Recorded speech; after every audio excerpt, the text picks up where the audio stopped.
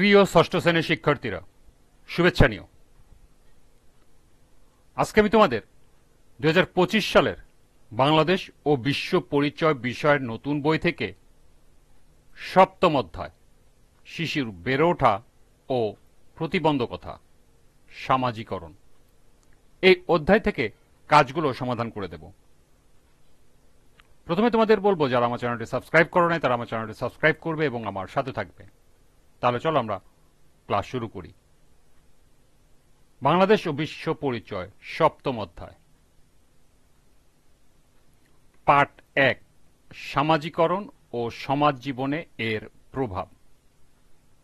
লক্ষ্য করো 49 পৃষ্ঠায় পার্ট 1 এর কাজ দেওয়া আছে। কাজ 1, শিশুর সামাজিকরণের প্রক্রিয়াটি ব্যাখ্যা করো। তো চলো এখন আমরা এর সমাধান দেখে নিই।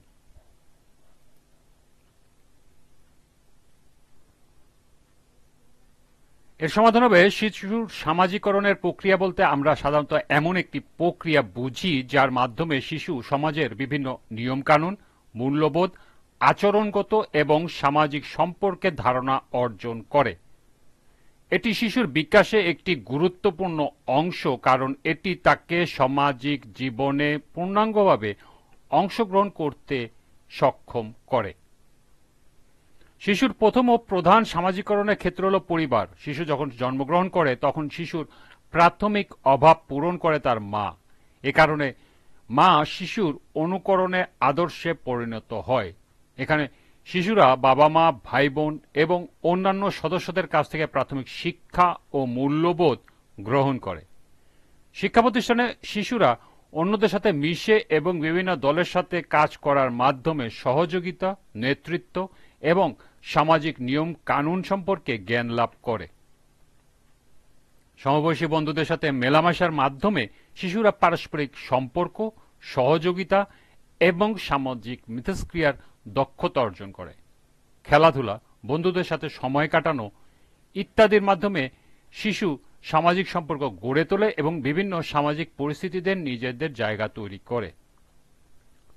শিশুরা গণমাধ্যমের সাহায্যে বিভিন্ন সংস্কৃতি, জীবনধারা এবং সামাজিক ধারণা সম্পর্কে জানতে পারে, যা তাদের সামাজিক দৃষ্টিভঙ্গি গঠনে সহায়তা করে। টিভি, সোশ্যাল মিডিয়া ইত্যাদি বর্তমান সময়ে শিশুরা সামাজিকরণ প্রক্রিয়ায় বিভিন্ন ধরনের তথ্য এবং সামাজিক আচরণ শেখে। ধর্মীয় ও সামাজিক প্রতিষ্ঠানগুলো শিশুদের নৈতিকতা, মূল্যবোধ এবং সমাজের নিয়মকানুন সম্পর্কে শিক্ষা দেয়। পরিশেষে বলা যায়, শিশুর সামাজিকরণ প্রক্রিয়া একটি জীবনব্যাপী প্রক্রিয়া যা শিশুর জন্মের পর থেকে মৃত্যু পর্যন্ত চলতে থাকে। এই ছিল কাজ 1 এর সমাধান। আজকের ক্লাসটি এ পর্যন্তই। পরবর্তী ক্লাসে কাজ 2 এর সমাধান করে দেব। সবাইকে আবারও বলছি, যারা আমার চ্যানেলটি সাবস্ক্রাইব করেনি তারা আমার চ্যানেলটি সাবস্ক্রাইব করবে এবং আমার সাথে থাকবে। সবাইকে পরবর্তী ক্লাস দেখার আমন্ত্রণ জানিয়ে আজকের মতো আমি এখানে বিদায় নিচ্ছি। আল্লাহ হাফেজ।